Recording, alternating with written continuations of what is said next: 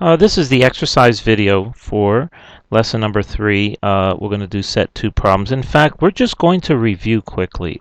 Most of what's covered in this particular lesson is you've already done in the past. So I'm just going to quickly review the set 2 problems and the instructions for each. And we have here set 2, it's page 255. It says write each of the following equations in standard form and give the values of A, B, and C. Now we've already done that, and you can see, for instance, that the first one is perfectly in its form. 6x plus y is equal to 2. We can get the A, B, C values there. But look at what happens in number or in letter C. We're given a value with parentheses, and we're going to have to apply distributive rule there. So we would multiply out the 2. Let's see, in D we have minus 5y. Okay, we see 4x minus 5y, and we know that we're going to have to change that to plus, and that would have been plus negative 5y. In E we don't have a y value, which means that we can rewrite this as 0 times y as the y value, which means we would have 3x plus 0 times y. And now F, it just puts everything all over the place. So in this case, we're going to have to add x to each side of the equation to move it over to the left, which would give us x. That would be F, letter F. So we have 2y is equal to 8 minus x. We'd have to add x to each side. We also have G. Again, the y is in the wrong spot. The 10 is also, so we'd have to move those around according to the methods that we've learned. What you do to one side, you do to the other side. And H, though it does have a decimal, again, is very similar to, let's see, well, it's similar to the one that we did at the end of our first example.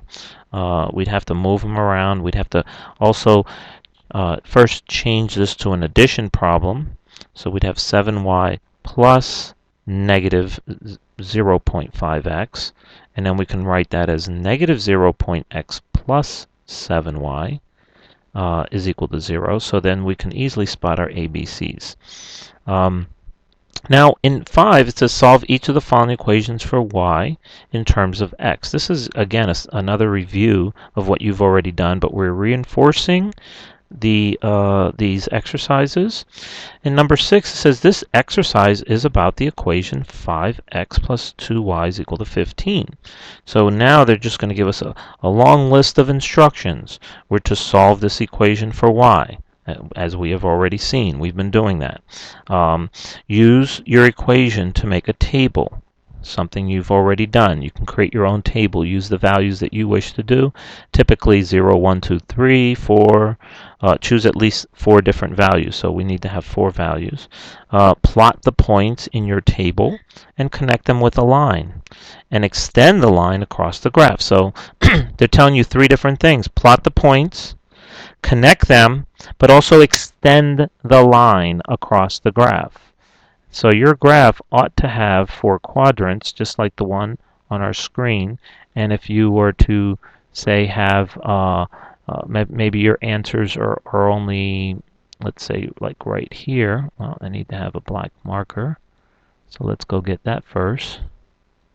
So let's say you have a line that extends here, and those are your answers. You've connected the points. Well, we'd like to see it extend out as a straight line, not as curvy as mine is, but should have a straight line. So extend it beyond the values that you've chosen. And now the next question is, does the point -1 and 10 lie on the line? So you have to look at your graph. Again, this is not the answer. I'm just using this as an example. But you should have a particular answer, a particular graph. And you'd have to answer yes or no.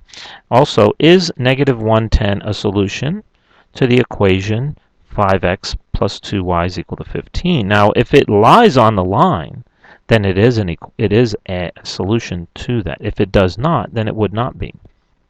And they also ask this for 6, -7, the point 6, -7. So you can see just a variety of questions that relate to this particular equation. Now, number 7 is, what does the graph of the equation y is equal to 2 look like? Writing it in standard form, we get 0x plus 1y is equal to 2. So you see y is equal to 2. I think we can go ahead and just write this one out, because this is one it's a little bit of a curveball, let's just say. And I will need to get my white marker again. So we have y is equal to 2. So you might say, well, hold it, I don't have an x value. Well, we rewrite this as 0x plus 1y is equal to 2. Okay, and again, we know that 0 times x is equal to 0, so it's the same as if it weren't even there. Now, knowing this, as we create a table, okay, think about what this table is going to look like. You would have x and y values, and you could again start with 0, 1, 2, and 3.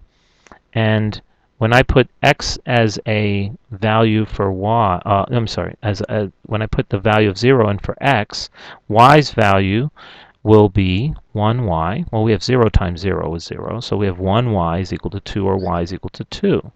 When I put in the value of 1 times 0, we get 0 again. So 1y, or y, is equal to 2. And no matter what value I put, y is always going to be equal to 2. So what this tells us is that the y point will always equal to 2. Now if we went over here, and I'd need to just quickly get my black marker, let's figure out, well, I move 0, but I go up to 2. I move over 1, but I go up to 2. I move over to 2, and I go up to 2. No matter what value x is, y is always equal to 2. So here, and we draw a straight line. And we could draw a straight line all the way across, and it would be a line that's horizontal to the x-axis. Now, again, they're going to ask you a series of questions. But when you see these, y is equal to 2 or x is equal to 5, understand that what you're going to get is a horizontal or a vertical line, depending upon what value is what.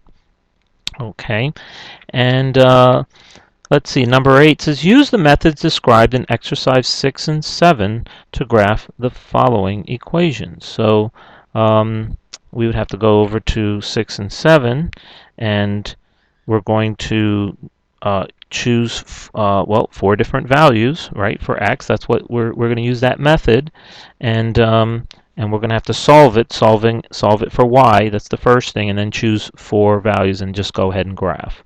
And graph the following equations. Number 9, graph the following equations on one pair of axes.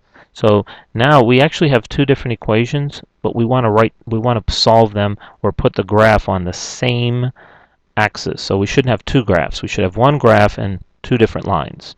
And unless, if they're equivalent, then they would actually be 1 line, because one would be right on top of each other. But if not, then we should see 2 different lines. Okay, and actually, I'm sorry, they actually have 4 total here. We have A, B, C, and D. Okay, and then with the answer. Letter E says, what do you notice about the graph? So there's going to be something in particular. Now again, this will be your problem number 16. And you're going to do the same thing with number 10. Well, at least that would be problem number 17 on yours.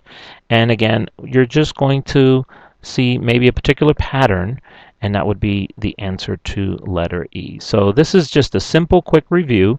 Again, we didn't necessarily have to do these problems because these are problems you've done in the past. You shouldn't have too much problem with them.